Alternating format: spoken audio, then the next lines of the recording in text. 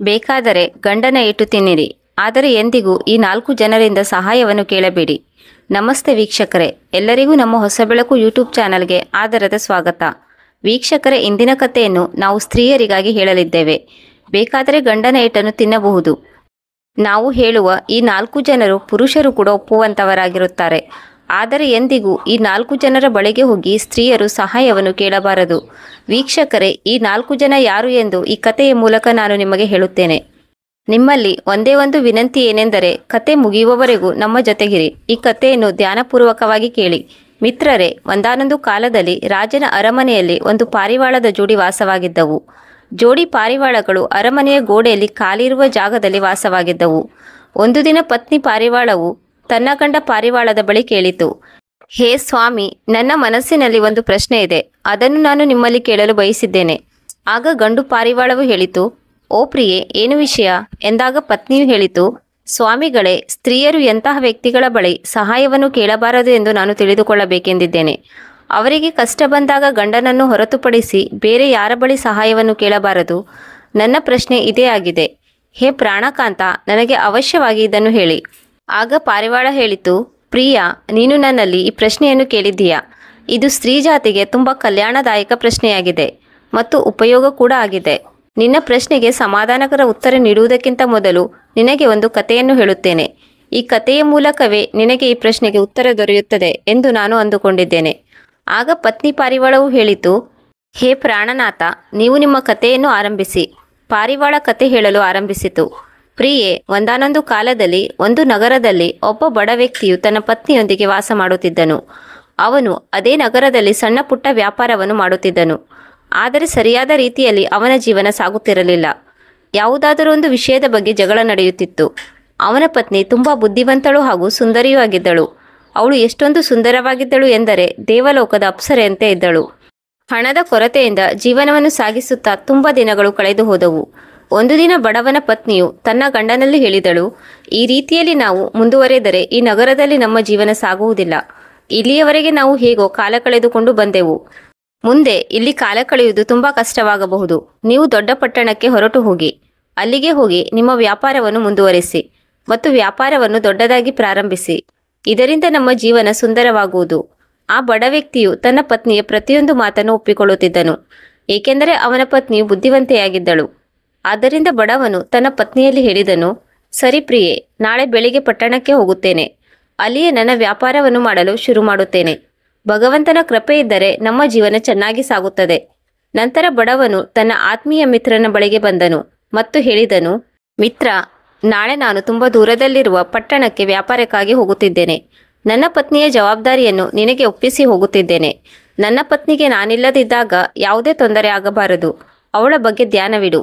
ಹೇಗಿದ್ದರೂ ನಾನು ಎಲ್ಲ ಅಗತ್ಯವಿರುವ ವಸ್ತುಗಳನ್ನು ಅವಳಿಗಾಗಿ ವ್ಯವಸ್ಥೆ ಮಾಡಿದ್ದೇನೆ. ಊಟ ತಿಂಡಿಯ ಸಾಮಗ್ರಿಗಳನ್ನು ನಾನು ಮನೆಯಲ್ಲಿ ಇಟ್ಟಿದ್ದೇನೆ. ಒಂದು ವೇಳೆ ಮನೆಯಲ್ಲಿ ಏನಾದರೂ ತೊಂದರೆ ಇದ್ದರೆ ನೀನು ನನ್ನ ಪತ್ನಿಗೆ ಸಹಾಯ ಮಾಡು. ನಾನು ಮರಳಿ ಬಂದಾಗ ನೀನು ಎಷ್ಟೇ ಹಣವನ್ನು ಖರ್ಚು ಮಾಡಿದ್ದರೂ ಅದನ್ನು ಮರಳಿ ನಿನಗೆ ನೀಡುತ್ತೇನೆ. ನನ್ನ ಪತ್ನಿಯ ಜವಾಬ್ದಾರಿಯನ್ನು ನಿನಗೆ ವಹಿಸಿ ಹೋಗುತ್ತಿದ್ದೇನೆ. ಆನಂತರ ಆ ಬಡವನ ಆತ್ಮೀಯ ಸ್ನೇಹಿತ ಹೇಳಿದನು, ಗೆಳೆಯ, ನೀನು ಎಂತಹ ಮಾತನಾಡುತ್ತಿದ್ದೀಯಾ? ನಿನ್ನ ಪತ್ನಿ ನನ್ನ ಅತ್ತಿಗೆಯಂತೆ ಇದ್ದಾಳೆ. ನಾನು ತುಂಬ ಪ್ರೀತಿಯಿಂದ ಅತ್ತಿಗೆಯನ್ನು ನೋಡಿಕೊಳ್ಳುತ್ತೇನೆ. ಯಾವುದೇ ರೀತಿಯಲ್ಲಿ ನಿನ್ನ ಪತ್ನಿಗೆ ತೊಂದರೆಯಾಗದಂತೆ ನೋಡಿಕೊಳ್ಳುತ್ತೇನೆ. ನೀನು ನಿಶ್ಚಿಂತೆಯಿಂದ ಪಟ್ಟಣಕ್ಕೆ ವ್ಯಾಪಾರ ಮಾಡಲು ಹೋಗು. ನಿನಗೆ ನಿನ್ನ ಹೆಂಡತಿಯ ಬಗ್ಗೆ ಚಿಂತೆ ಬೇಡ. ಆಗ ಬಡ ವ್ಯಕ್ತಿ ಹೇಳಿದನು, ಗೆಳೆಯ, ನೀನು ಹೀಗೆ ಹೇಳುತ್ತೀಯಾ ಎಂದು ನಾನು ಅಂದುಕೊಂಡಿದ್ದೆ. ನಿನ್ನಿಂದ ನಾನು ಇದನ್ನೇ ಬಯಸಿದ್ದೆ. ನನಗೆ ಗೊತ್ತಿತ್ತು ನೀನು ನಮ್ಮ ಗೆಳೆತನವನ್ನು ಸರಿಯಾದ ರೀತಿಯಲ್ಲಿ ನಿಭಾಯಿಸುತ್ತೀಯಾ ಎಂದು. ಹೀಗೆ ಹೇಳಿ ಅವನು ತನ್ನ ಮನೆಗೆ ಮರಳಿ ಬಂದನು. ಬಂದವನೇ ಆ ರಾತ್ರಿ ತನ್ನ ಹೆಂಡತಿಗೆ ತಿಳಿಸಿ ಹೇಳಿದನು, ನಿನಗೆ ಏನಾದರೂ ತೊಂದರೆಯಾದರೆ ನಿನಗೆ ಸಹಾಯ ಮಾಡು ಎಂದು ನನ್ನ ಮಿತ್ರನಲ್ಲಿ ಹೇಳಿದ್ದೇನೆ. ನಾನಿಲ್ಲದಿದ್ದಾಗ ನಿನಗೆ ಯಾವುದೇ ರೀತಿಯ ತೊಂದರೆಯಾಗುವುದಿಲ್ಲ. ಬೆಳಗಾಗುತ್ತಿದ್ದಂತೆ ತನ್ನ ಎಲ್ಲ ದಿನಚರಿಯನ್ನು ಮುಗಿಸಿ ತನ್ನ ಪತ್ನಿಯಲ್ಲಿ ಹೇಳಿದನು, ನನಗಾಗಿ ಊಟ ತಿಂಡಿ ವ್ಯವಸ್ಥೆ ಮಾಡು. ನಾನು ದಾರಿಯಲ್ಲಿ ಸಾಗುವಾಗ ನನಗೆ ಹಸಿವಾದರೆ ನಾನು ಎಲ್ಲಾದರೂ ಊಟ ಮಾಡುತ್ತೇನೆ. ಪತ್ನಿ ತನ್ನ ಪತಿಗಾಗಿ ಊಟ ತಿಂಡಿ ವ್ಯವಸ್ಥೆಯನ್ನು ಮಾಡಿದಳು. ಸ್ವಲ್ಪ ಗಂಡನಿಗೆ ಭೋಜನವನ್ನು ನೀಡಿ ಇನ್ನು ಸ್ವಲ್ಪ ದಾರಿಯಲ್ಲಿ ಹೋಗುವಾಗ ತಿನ್ನಲು ಗಂಡನಿಗೆ ಬುತ್ತಿಯನ್ನು ಕಟ್ಟಿ ನೀಡಿದಳು. ತನ್ನ ಪತ್ನಿಯಿಂದ ಬೀಳ್ಕೊಟ್ಟ ನಂತರ ಬಡವನು ವ್ಯಾಪಾರಕ್ಕಾಗಿ ಪಟ್ಟಣಕ್ಕೆ ಹೊರಟು ಬಂದನು. ಇತ್ತ ಕಡೆ ಬಡವನ ಸ್ನೇಹಿತನು ಬಡವನ ಮನೆಗೆ ಅವನ ಅನುಪಸ್ಥಿತಿಯಲ್ಲಿ ಬಂದು ಹೋಗಲು ಶುರು ಮಾಡಿದನು. ತನ್ನ ಮಿತ್ರನ ಪತ್ನಿಗೆ ಎಲ್ಲ ರೀತಿಯಲ್ಲೂ ಸಮಾಧಾನ ಹೇಳಿದನು. ಅತ್ತಿಗೆ, ನಾನಿದ್ದೇನೆ, ನೀವು ಯಾವುದೇ ರೀತಿಯ ಚಿಂತೆ ಮಾಡಬೇಡಿ. ನಿಮಗೆ ಯಾವುದೇ ರೀತಿಯ ತೊಂದರೆಯಾಗಲು ಬಿಡುವುದಿಲ್ಲ. ಏಕೆಂದರೆ ನನ್ನ ಗೆಳೆಯ ನಿಮ್ಮ ಜವಾಬ್ದಾರಿಯನ್ನು ನನಗೆ ವಹಿಸಿ ಹೋಗಿದ್ದಾನೆ. ಇದೇ ರೀತಿಯಲ್ಲಿ ಅವನು ಪ್ರತಿದಿನ ತನ್ನ ಬಡ ಮಿತ್ರನ ಮನೆಗೆ ಬರುತ್ತಿದ್ದನು ಮತ್ತು ಅವನ ಪತ್ನಿಯನ್ನು ಭೇಟಿಯಾಗುತ್ತಿದ್ದನು. ಆದರೆ ಆ ಬಡವನ ಹೆಂಡತಿಯು ನೋಡಲು ತುಂಬ ಸುಂದರವಾಗಿದ್ದಳು. ಆದರೆ ಅವಳ ಪತಿಯ ಮಿತ್ರ ಭ್ರಷ್ಟನೆಂದು ಅವಳಿಗೆ ಗೊತ್ತಿರಲಿಲ್ಲ. ಅವನು ಅವಳನ್ನು ಕೆಟ್ಟ ದೃಷ್ಟಿಯಿಂದ ನೋಡುತ್ತಿದ್ದನು. ಇದೇ ರೀತಿಯಲ್ಲಿ ಸ್ವಲ್ಪ ದಿನ ಕಳೆಯಿತು. ಒಂದು ದಿನ ಬಡವನ ಮಿತ್ರ ತನ್ನ ಮಿತ್ರನ ಪತ್ನಿಯಲ್ಲಿ ಹೇಳಿದನು, ಭಗವಂತನು ನಿಮ್ಮನ್ನು ತುಂಬ ಸುಂದರವಾಗಿ ಸೃಷ್ಟಿ ಮಾಡಿದ್ದಾನೆ. ಬೇರೆ ಯಾರೂ ನಿಮ್ಮಷ್ಟು ಸುಂದರವಾಗಿಲ್ಲ. ನಾನು ನಿಮ್ಮ ಮೇಲೆ ತುಂಬ ಮೋಹಿತನಾಗಿದ್ದೇನೆ. ನೀವು ನಿಮ್ಮ ಪತಿಯನ್ನು ಯಾವ ರೀತಿ ಪ್ರೀತಿಸುತ್ತೀರೋ ನಾನು ಕೂಡ ಅದೇ ಪ್ರೀತಿಯನ್ನು ಪಡೆಯಬೇಕೆಂದು ಬಯಸಿದ್ದೇನೆ. ಆಗ ಬಡವನ ಹೆಂಡತಿಯು ಇದನ್ನು ಕೇಳಿ ಅಚ್ಚರಿಗೊಂಡಳು. ಇವನು ಏನು ಮಾತನಾಡುತ್ತಿದ್ದಾನೆ ಎಂದು ಅವಳು ಕ್ರೋಧಗೊಂಡಳು ಮತ್ತು ಹೇಳಿದಳು, ಹುಷಾರ್, ಮತ್ತೊಮ್ಮೆ ನೀನು ನಮ್ಮ ಮನೆಯ ಬಳಿ ಕಾಣಿಸಿಕೊಂಡರೆ ನನ್ನಷ್ಟು ಕೆಟ್ಟವಳು ಯಾರೂ ಇರುವುದಿಲ್ಲ. ನಿನಗೆ ಇಷ್ಟೊಂದು ಧೈರ್ಯವೇ? ನಾನು ನಿನ್ನ ಮಿತ್ರನ ಪತ್ನಿಯಾಗಿದ್ದೇನೆ ಮತ್ತು ನೀನು ನನ್ನನ್ನು ಕೆಟ್ಟ ದೃಷ್ಟಿಯಿಂದ ನೋಡುತ್ತಿದ್ದೀಯಾ? ನನ್ನ ಜೊತೆ ವ್ಯಭಿಚಾರವನ್ನು ಮಾಡಲು ಬಯಸಿದ್ದೀಯಾ? ಒಂದು ವೇಳೆ ಮತ್ತೊಮ್ಮೆ ನನ್ನ ಮನೆಗೆ ಬಂದರೆ ನಿನಗೆ ತಕ್ಕ ಪಾಠವನ್ನು ಕಲಿಸುತ್ತೇನೆ. ಆಗ ಬಡ ವ್ಯಕ್ತಿಯ ಮಿತ್ರನು ಹೇಳಿದನು, ಒಂದು ವೇಳೆ ನೀನು ನನ್ನ ಮಾತನ್ನು ಕೇಳದೇ ಇದ್ದರೆ, ನಾನು ಹೇಳಿದಂತೆ ನಡೆದುಕೊಳ್ಳದಿದ್ದರೆ ಈ ಊರಿನಲ್ಲಿ ನಿನ್ನ ಹೆಸರಿಗೆ ಕಳಂಕ ಬರುವ ಹಾಗೆ ಮಾಡುತ್ತೇನೆ. ಆಗ ಬಡ ವ್ಯಕ್ತಿಯ ಪತ್ನಿಯು ಅವನಲ್ಲಿ ಹೇಳಿದಳು, ನಿನಗೆ ಏನು ಬೇಕೋ ಅದನ್ನು ಮಾಡು. ಆದರೆ ನಾನೊಬ್ಬಳು ಪತಿವ್ರತೆ ನಾರಿಯಾಗಿದ್ದೇನೆ. ಒಂದು ವೇಳೆ ನಿನಗೆ ಒಳ್ಳೆಯದಾಗಬೇಕೆಂದರೆ ನೀನು ಈಗಲೇ ನನ್ನ ಮನೆಯಿಂದ ಹೊರಟು ಹೋಗು. ಪತಿಯ ಮಿತ್ರನ ಅಹಂಕಾರಕ್ಕೆ ಇದರಿಂದ ಪೆಟ್ಟು ಬಿದ್ದಿತು. ಅವನು ತಕ್ಷಣ ತನ್ನ ಮನೆಗೆ ಹೊರಟು ಹೋದನು. ಇತ್ತ ಬಡ ವ್ಯಕ್ತಿಯು ಕೆಲವು ದಿನಗಳ ನಂತರ ತನ್ನ ಮನೆಗೆ ಮರಳಿ ಬಂದಾಗ ಪತ್ನಿಯು ತುಂಬ ಖುಷಿಯಾದಳು. ತನ್ನ ಗಂಡನನ್ನು ಆದರದಿಂದ ಸ್ವಾಗತಿಸಿದಳು. ಜೊತೆಗೆ ತನ್ನ ಗಂಡನ ಪಾದಪೂಜೆಯನ್ನು ಕೂಡ ಮಾಡಿದಳು. ಆಗ ಅವನು ತನ್ನ ಹೆಂಡತಿಗೆ ಹೇಳಿದನು, ನೀನು ಭೋಜನವನ್ನು ತಯಾರು ಮಾಡು.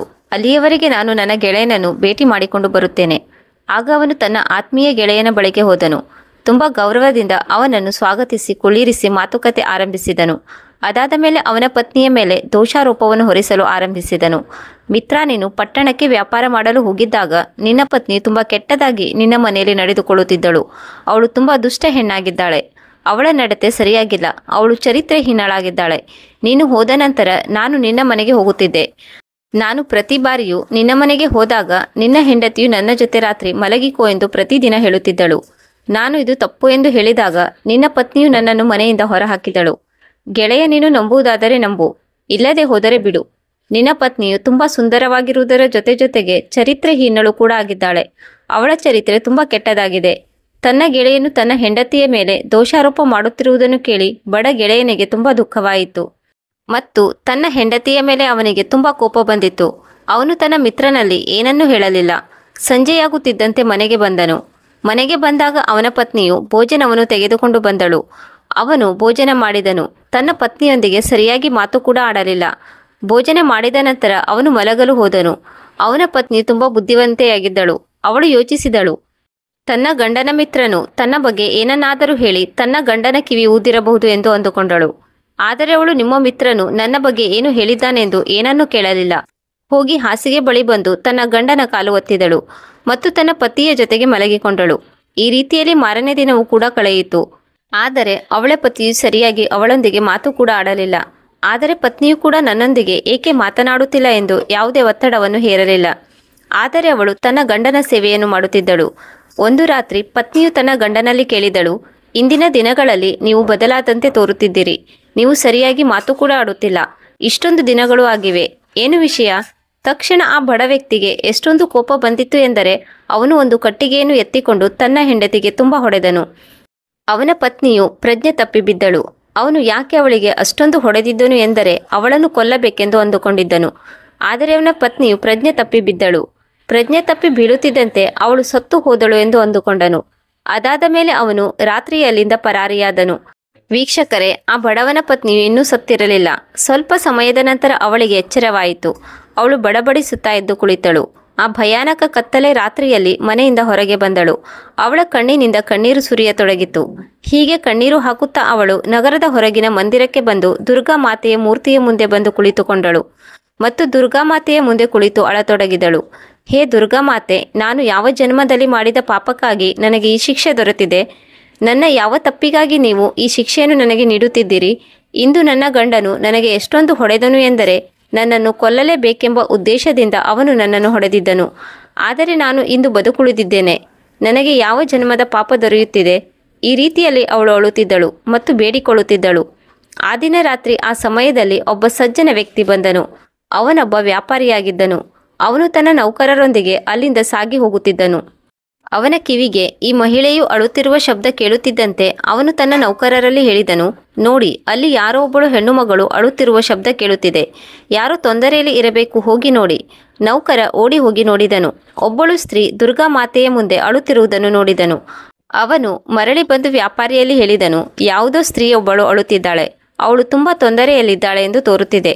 ಆಗ ವ್ಯಾಪಾರಿಯು ಮಂದಿರಕ್ಕೆ ಬಂದನು ಮತ್ತು ಆ ಮಹಿಳೆಯಲ್ಲಿ ಹೇಳಿದನು, ನೀವೇನು ಚಿಂತೆ ಮಾಡಬೇಡಿ. ನಿಮ್ಮ ಈ ಪರಿಸ್ಥಿತಿಗೆ ಕಾರಣ ಯಾರು?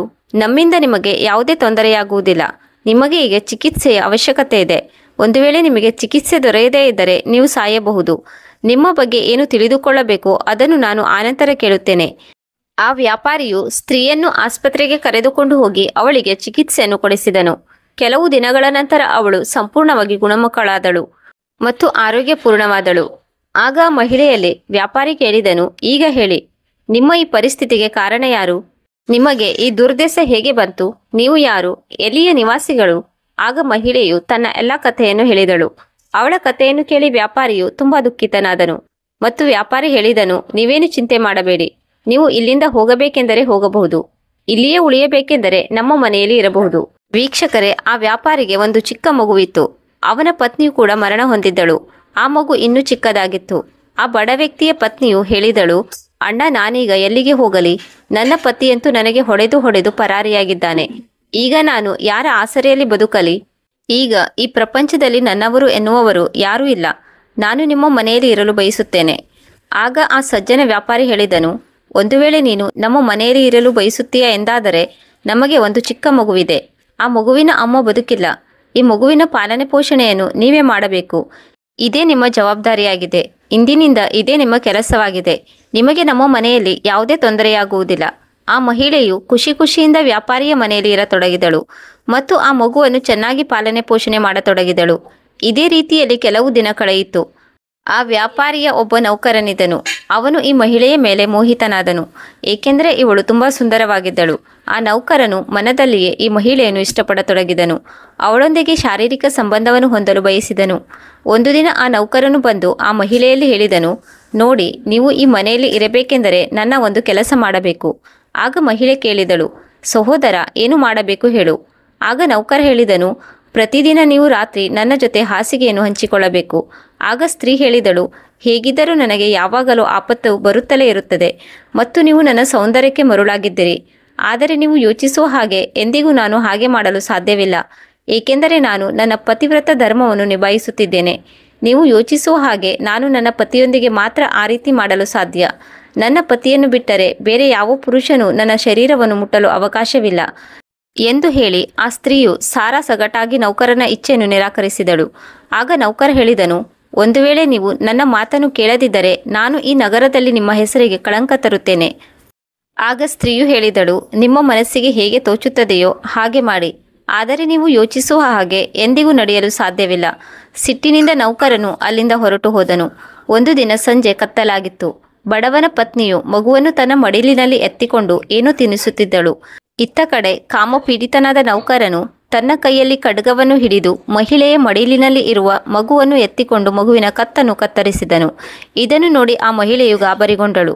ನೌಕರನು ಓಡಿ ವ್ಯಾಪಾರಿಯ ಬಳಿಗೆ ಬಂದು ತಲುಪಿದನು ಮತ್ತು ವ್ಯಾಪಾರಿಯಲ್ಲಿ ಹೇಳಿದನು, ಸೇಠ್ ಅವರೇ, ನಾನು ನಿಮಗೆ ಮೊದಲೇ ಹೇಳಿದ್ದೇನಲ್ಲವೇ, ಈ ಸ್ತ್ರೀಯಿಂದ ನಿಮಗೆ ಆಪತ್ತು ಕಾದಿದೆ ಎಂದು ನಿಮಗೆ ಎಚ್ಚರಿಸಿದ್ದೆ.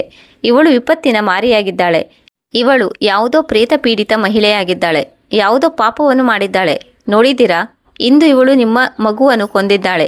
ವೀಕ್ಷಕರೇ, ಇದನ್ನು ಕೇಳಿ ವ್ಯಾಪಾರಿಯು ಓಡೋಡಿ ತನ್ನ ಮಗುವಿನ ಬಳಿಗೆ ಬಂದು ನೋಡಿದಾಗ ಮಗುವಿನ ರುಂಡವು ಮುಂಡದಿಂದ ಬೇರ್ಪಟ್ಟಿತು. ಕ್ರೋಧದಲ್ಲಿ ವ್ಯಾಪಾರಿಯು ಮಹಿಳೆಯಲ್ಲಿ ಕೇಳಿದನು, ಹೇಳಿ, ನಾನು ನಿಮಗೆ ಇಷ್ಟೊಂದು ಸಹಾಯ ಮಾಡಿದೆ. ಹಾಗಿದ್ದಾಗಲೂ ನೀವು ನನ್ನ ಮಗುವನ್ನು ಏಕೆ ಕೊಂದಿದ್ದೀರಿ? ನೀವು ಏಕೆ ಹೀಗೆ ಮಾಡಿದಿರಿ? ನಾನು ನಿಮಗೆ ಯಾವ ತೊಂದರೆಯನ್ನು ಮಾಡಿದ್ದೇನೆ? ನಾನು ನಿಮಗೆ ಅಂತಹ ಯಾವ ಕಷ್ಟಗಳನ್ನು ನೀಡಿದ್ದೇನೆ?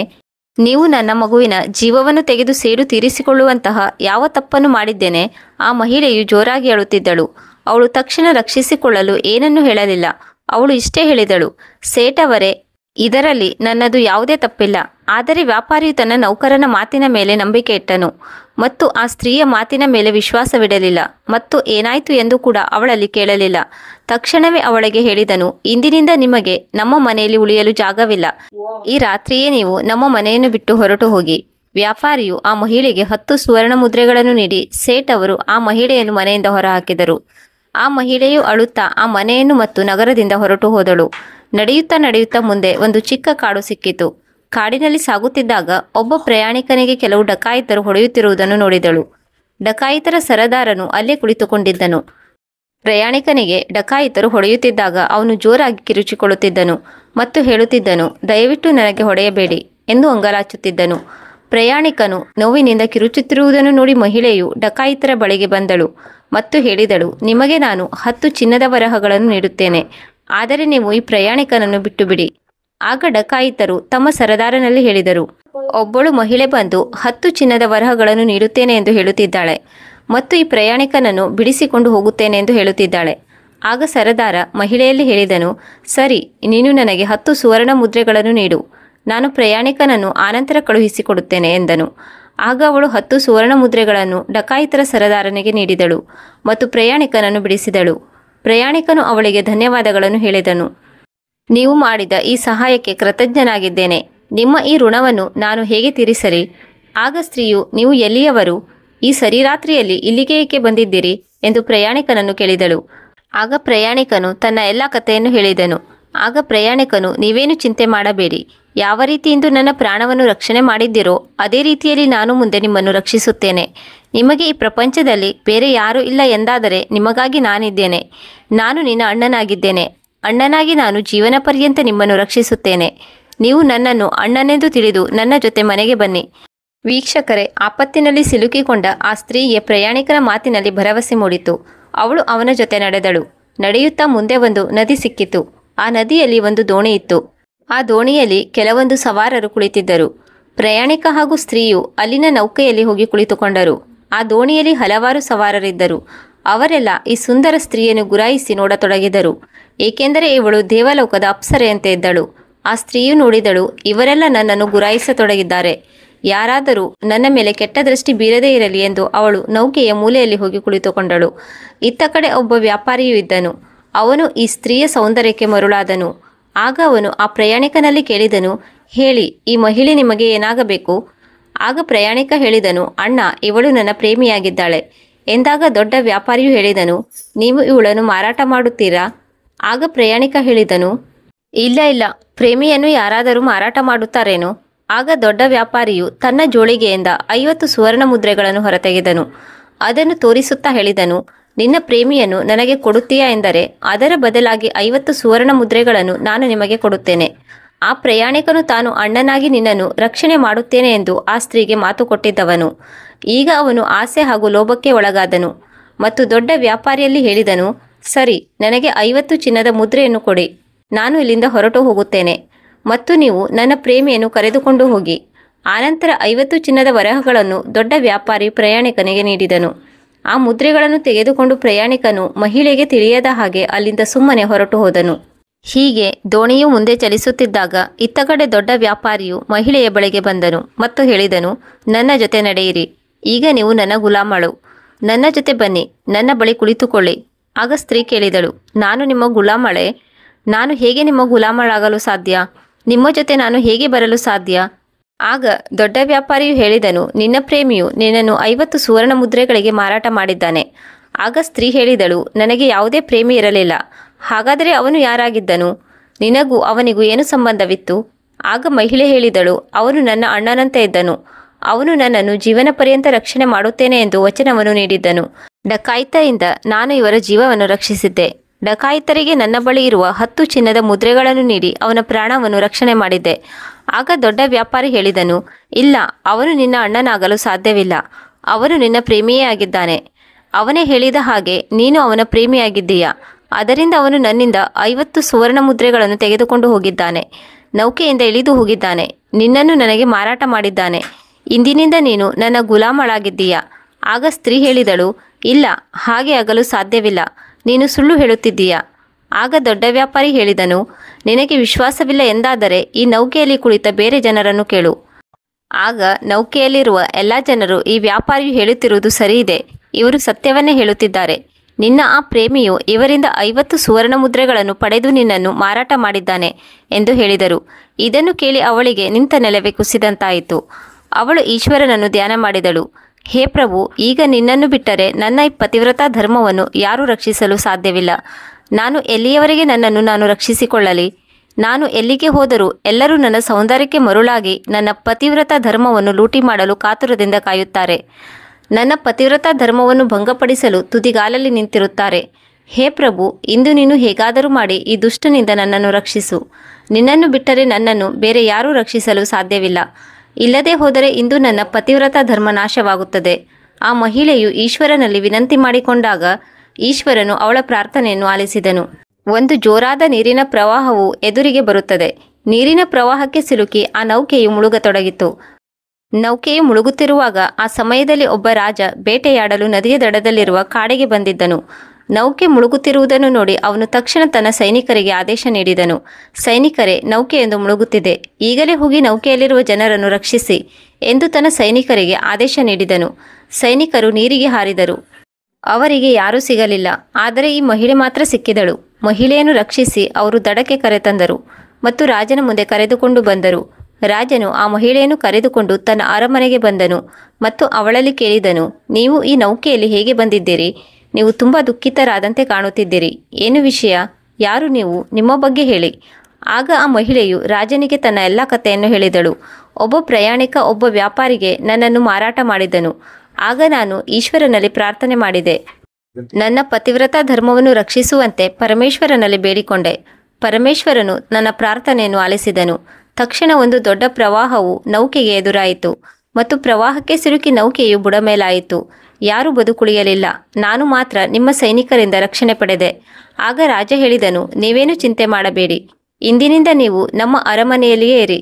ರಾಜನು ಕೂಡ ಇವಳ ಮೇಲೆ ಮೋಹಿತನಾದನು ಮತ್ತು ಹೇಳಿದನು, ನಾನು ನಿನ್ನನ್ನು ನನ್ನ ಪತ್ನಿಯನ್ನಾಗಿ ಮಾಡಿಕೊಳ್ಳಬೇಕೆಂದಿದ್ದೇನೆ. ಆಗ ಆ ಸ್ತ್ರೀ ಹೇಳಿದಳು, ಮಹಾರಾಜ, ಆ ರೀತಿ ಆಗಲು ಸಾಧ್ಯವಿಲ್ಲ. ನಾನೊಬ್ಬಳು ಪತಿವ್ರತಾ ಸ್ತ್ರೀಯಾಗಿದ್ದೇನೆ. ನನ್ನ ಗಂಡ ನನ್ನನ್ನು ಬಿಟ್ಟು ಹೋದನೆಂದು ನಾನು ಮತ್ತೊಬ್ಬರನ್ನು ಮದುವೆಯಾಗಲು ಸಾಧ್ಯವಿಲ್ಲ. ಭಗವಂತನು ನನ್ನ ಪತಿವ್ರತಾ ಧರ್ಮವನ್ನು ರಕ್ಷಣೆ ಮಾಡಿದ್ದಾನೆ. ಹಾಗೆ ನೀವು ಕೂಡ ನನ್ನ ಪತಿವ್ರತಾ ಧರ್ಮವನ್ನು ರಕ್ಷಿಸಿ. ನೀವು ಒಬ್ಬರು ರಾಜರಾಗಿದ್ದೀರಿ. ಒಬ್ಬ ರಾಜನ ಕರ್ತವ್ಯವೇನೆಂದರೆ ತನ್ನ ಧರ್ಮವನ್ನು ರಕ್ಷಿಸುವುದರ ಜೊತೆಗೆ ತನ್ನ ಪ್ರಜೆಗಳ ಮತ್ತು ಬೇರೆಯವರ ಧರ್ಮವನ್ನು ರಕ್ಷಿಸುವುದು ಕೂಡ ಅವನ ಆದ್ಯ ಕರ್ತವ್ಯವಾಗಿದೆ. ಅಸಹಾಯಕರಿಗೆ, ಅನಾಥರಿಗೆ, ನಿರ್ಗತಿಕರಿಗೆ ಸಹಾಯ ಮಾಡುವುದು ಒಬ್ಬ ರಾಜನ ಧರ್ಮವಾಗಿದೆ. ಇದನ್ನು ಕೇಳಿ ರಾಜನು ಹೇಳಿದನು, ನಾನು ನಿಮಗೆ ವಚನ ನೀಡಿದ್ದೇನೆ. ಇಂದಿನಿಂದ ನಮ್ಮ ಅರಮನೆಯಲ್ಲಿ ನಿಮಗೆ ಯಾವುದೇ ತೊಂದರೆಯಾಗುವುದಿಲ್ಲ ಎಂದು ಹೇಳಿ ರಾಜನು ಆ ಮಹಿಳೆಗಾಗಿ ಒಂದು ಅರಮನೆಯನ್ನು ಉಳಿದುಕೊಳ್ಳುವುದಕ್ಕಾಗಿ ನೀಡಿದನು. ಈಗ ಅದೇ ಅರಮನೆಯಲ್ಲಿ ಆ ಮಹಿಳೆಯು ಇರತೊಡಗಿದಳು. ಯಾವಾಗ ಮಹಿಳೆಯು ರಾಜನ ಅರಮನೆಯಲ್ಲಿ ಇರಲು ಶುರು ಮಾಡಿದಳೋ ಅಂದಿನಿಂದ ರಾಜನ ಎಲ್ಲ ವ್ಯವಹಾರವು ತುಂಬ ಚೆನ್ನಾಗಿ ನಡೆಯತೊಡಗಿತು. ಆ ಮಹಿಳೆಯು ತುಂಬ ಬುದ್ಧಿವಂತೆಯಾಗಿದ್ದಳು. ರಾಜನು ಎಂದಾದರೂ ಯಾವುದಾದರೂ ಸಮಸ್ಯೆಯಲ್ಲಿ ಸಿಲುಕಿಕೊಂಡರೆ ಅವನು ಅವಶ್ಯವಾಗಿ ಈ ಮಹಿಳೆಯ ಬಳಿಗೆ ಬರುತ್ತಿದ್ದನು. ಅವಳಲ್ಲಿ ಸಮಸ್ಯೆಗೆ ಪರಿಹಾರ ಕೇಳುತ್ತಿದ್ದನು. ತಕ್ಷಣವೇ ಈ ಮಹಿಳೆಯು ಆ ಸಮಸ್ಯೆಗೆ ಪರಿಹಾರ ನೀಡುತ್ತಿದ್ದಳು. ಯಾವ ಸಮಸ್ಯೆಗೆ ಮಂತ್ರಿಗಳಿಂದ ಪರಿಹಾರವನ್ನು ಸೂಚಿಸಲು ಸಾಧ್ಯವಾಗುತ್ತಿರಲಿಲ್ಲವೋ ಅಂತಹ ಸಮಸ್ಯೆಗಳಿಗೆ ಈ ಮಹಿಳೆಯು ಪರಿಹಾರವನ್ನು ನೀಡುತ್ತಿದ್ದಳು. ಈ ಮಾತಿನ ಅರ್ಥವೇನೆಂದರೆ, ಯಾವಾಗ ಮಹಿಳೆಯು ರಾಜನ ಅರಮನೆಯಲ್ಲಿ ಇರತೊಡಗಿದಳೋ ಅಂದಿನಿಂದ ಮಹಾರಾಜನು ಯಾವುದೇ ಸಮಸ್ಯೆ ಇಲ್ಲದೆ ಸುಖ ಶಾಂತಿಯಿಂದ ಜೀವಿಸತೊಡಗಿದನು. ಅವನ ರಾಜ್ಯದಲ್ಲಿ ಎಲ್ಲವೂ ಒಳ್ಳೆಯದಾಗತೊಡಗಿತು. ಹೀಗೆ ಸಮಯ ಕಳೆಯತೊಡಗಿತು. ಒಂದು ದಿನ ರಾಜನು ಸಾಯುವ ಹಂತಕ್ಕೆ ತಲುಪಿದನು.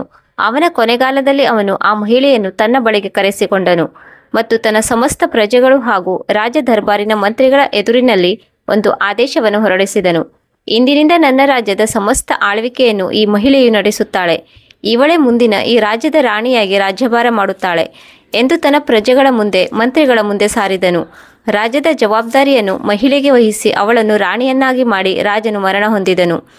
ಈಗ ಆ ಮಹಿಳೆಯು ರಾಜ್ಯದ ಮಹಾರಾಣಿಯಾದಳು ಮತ್ತು ಮಾಲೀಕಳಾದಳು. ಎಲ್ಲ ಪ್ರಜೆಗಳು ಅವಳಲ್ಲಿ ಹೇಳಿದರು, ನೀವು ನಮ್ಮ ರಾಜ್ಯದ ಮಹಾರಾಣಿಯಾಗಿದ್ದೀರಿ.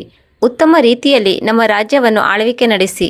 ಈಗ ಆ ಸ್ತ್ರೀಯು ಆ ರಾಜ್ಯದ ರಾಜ್ಯಭಾರವನ್ನು ಮಾಡಲು ಆರಂಭಿಸಿದಳು.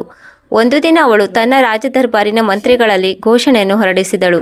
ಈಗಲೇ ಹೋಗಿ ನಮ್ಮ ರಾಜ್ಯದ ಎಲ್ಲ ನಗರಗಳಲ್ಲಿರುವ ಎಲ್ಲ ಜನರನ್ನು ಒಂದುಗೂಡಿಸಿ ನಮ್ಮ ದರ್ಬಾರಿನಲ್ಲಿ ಹಾಜರಿರುವಂತೆ ಆಜ್ಞೆ ಹೊಡಿಸಿ. ನಂತರ ಸೈನಿಕರು ಅಕ್ಕಪಕ್ಕದ ನಗರಕ್ಕೆ ಹೋಗಿ ಎಲ್ಲರಿಗೂ ಸೂಚನೆ ನೀಡಿದರು. ನಾಳೆ ನಮ್ಮ ದರ್ಬಾರಿಗೆ ಎಲ್ಲ ಜನರು ಹಾಜರಿರಬೇಕು. ನಮ್ಮ ರಾಜ್ಯದ ಮಹಾರಾಣಿ ಎಲ್ಲರನ್ನು ದರ್ಬಾರಿಗೆ ಆಹ್ವಾನಿಸಿದ್ದಾರೆ. ನಂತರ ರಾಜ್ಯದ ಎಲ್ಲ ನಗರಗಳ ವ್ಯಾಪಾರಿಗಳು ರಾಜ್ಯದ ರಾಣಿ ಮಲ್ಲಿಕಾಳ ದರ್ಬಾರಿಗೆ ಬಂದರು. ದರ್ಬಾರಿಗೆ ಬಂದು ತಲುಪಿದವರಲ್ಲಿ ಅವಳ ಪತಿಯೂ ಕೂಡ ಇದ್ದನು. ಅವಳ ಪತಿಯ ಮಿತ್ರನೂ ಕೂಡ ಇದ್ದನು. ಅವಳನ್ನು ಮಂದಿರದಲ್ಲಿ ರಕ್ಷಿಸಿದ ಸೇಠ್ ಕೂಡ ಇದ್ದನು. ಅವಳನ್ನು ಮಾರಾಟ ಮಾಡಿದ ಪ್ರಯಾಣಿಕನೂ ಇದ್ದನು. ಈ 4 ಜನ ಆ ದರ್ಬಾರಿನಲ್ಲಿ ಉಪಸ್ಥಿತರಿದ್ದರು. ಎಲ್ಲರಿಗಿಂತ ಮೊದಲು ಅವಳು ತನ್ನ ಪತಿಯನ್ನು ಕರೆದಳು. ಪತಿಯಲ್ಲಿ ಕೇಳಿದಳು, ನೀವು ನನ್ನನ್ನು ಗುರುತು ಹಿಡಿದಿರೆ? ಅವಳ ಪತಿ ಹೇಳತೊಡಗಿದರು, ನೀವು ನಮ್ಮ ರಾಜ್ಯದ ರಾಣಿ ಮಲ್ಲಿಕಾ ಆಗಿದ್ದೀರಿ. ಆಗ ರಾಣಿಯು ಹೇಳಿದಳು, ಇಲ್ಲ ಇಲ್ಲ, ನಾನು ನಿಮ್ಮ ಹೆಂಡತಿಯಾಗಿದ್ದೇನೆ. ನೀವು ನನ್ನ ಪತಿಯಾಗಿದ್ದೀರಿ. ನೀವು ನಿಮ್ಮ ಮಿತ್ರನ ಹೇಳಿಕೆಯಂತೆ ನನಗೆ ಎಷ್ಟೊಂದು ಹೊಡೆದಿದ್ದೀರಿ ಎಂದರೆ ನಾನು ಸತ್ತೇ ಹೋಗಿದ್ದೇನೆ ಎಂದು ತಿಳಿದು ಮನೆಯಿಂದ ಪರಾರಿಯಾಗಿ ಹೋಗಿದ್ದೀರಿ. ಮತ್ತು ನಿಮ್ಮ ಮಿತ್ರನು ನನ್ನ ಮೇಲೆ ಹೊರಿಸಿದ ಆರೋಪವು ಸತ್ಯವಲ್ಲ, ಬದಲಾಗಿ ಅದು ಸುಳ್ಳಾಗಿದೆ. ನನ್ನ ಮೇಲೆ ಮೋಹಿತನಾಗಿದ್ದನು. ತನ್ನ ಜೊತೆ ರಾತ್ರಿ ಹಾಸಿಗೆಯನ್ನು ಹಂಚಿಕೊಳ್ಳಲು ಹೇಳುತ್ತಿದ್ದನು. ನಾನು ತಿರಸ್ಕರಿಸಿದಾಗ ಅವನು ಇಡೀ ನಗರದಲ್ಲಿ ನನ್ನ ಹೆಸರಿಗೆ ಕಳಂಕ ಬರುವಂತೆ ಸುದ್ದಿಯನ್ನು ಹೊರಡಿಸಿದನು. ಮತ್ತು ನೀವು ಮರಳಿ ಬಂದಾಗ ಎಲ್ಲ ದೋಷವನ್ನು ನನ್ನ ಮೇಲೆಯೇ ಹೊರಿಸಿದನು. ಇದನ್ನೆಲ್ಲ ಕೇಳಿದ ಅವಳ ಪತಿಗೆ ತನ್ನ ಮಿತ್ರನ ಮೇಲೆ ತುಂಬ ಕೋಪ ಬಂದಿತ್ತು.